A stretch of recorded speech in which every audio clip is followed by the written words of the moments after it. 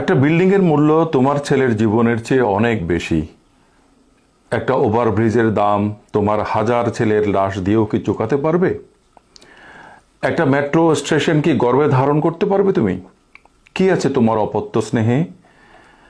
গাড়িগুলো বাসগুলো যে পুড়ে গেল, তোমার ছেলেদের রক্ত মাংস তো আর চলবে না এদের ইঞ্জিন। মেট্রো কি আর তোমার ছেলেদের দুঃসাহসের বিদ্যুতে ছুটবে? কিংবা এলিভেটেড এক্সপ্রেসওয়ের টোল কি তোমার জানাজার কান্নায় আদায় হবে? কি করে জন্ম দিলে এমন সন্তান? ভয় পায় না দিতে যান। যেদিন তোমার পেটে ধরতে পারবে আস্ত একটা মেট্রো রেল, যেদিন তোমার কোলে দোলাতে পারবে গোটা দেশের ডেটা সেন্টার, যেদিন তোমার স্তন থেকে দুধ নয় ঝরবে বিটিভির বাম্পার ফলনের সংবাদ, যেদিন তোমরা মানুষের বাচ্চা নয় জন্ম দিবে বাস, ট্রাক, ওভারব্রিজ, সেদিন বুঝতে পারবে একটা বিল্ডিংয়ের মূল্য তোমার রক্ত মাংসের সন্তানের চেয়ে আসলে অনেক বেশি।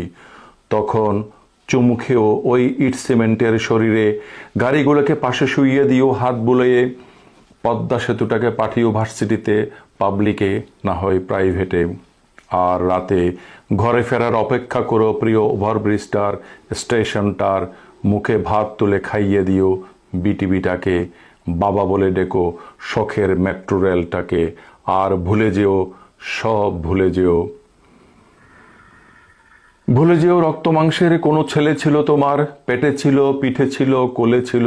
ভুলে যেও তুচ্ছ নগণ্য ওই মনুষ্য সন্তান কখনো তোমাকে মা ডেকেছিল। তোমার ঘরে এখন বিটিভি, তোমার বিছানায় এক্সপ্রেসওয়ে, তোমার আঁচল ধরে আছে মেট্রো রেল। আর কি চাই তোমার? যাও, চুমু খেয়ে নাও ভবনটাকে, চেয়ারটাকে, হেলিকপ্টারটাকে, তারপর ঘুমিয়ে যাও। সকালে আবার তোমার বিল্ডিং গরুর ক্লাস আছে। এই অসাধারণ কবিতাটা লিখেছে রসনারা মুক্তা। কবিতাটার নাম গোল্ডফিশের কান্না।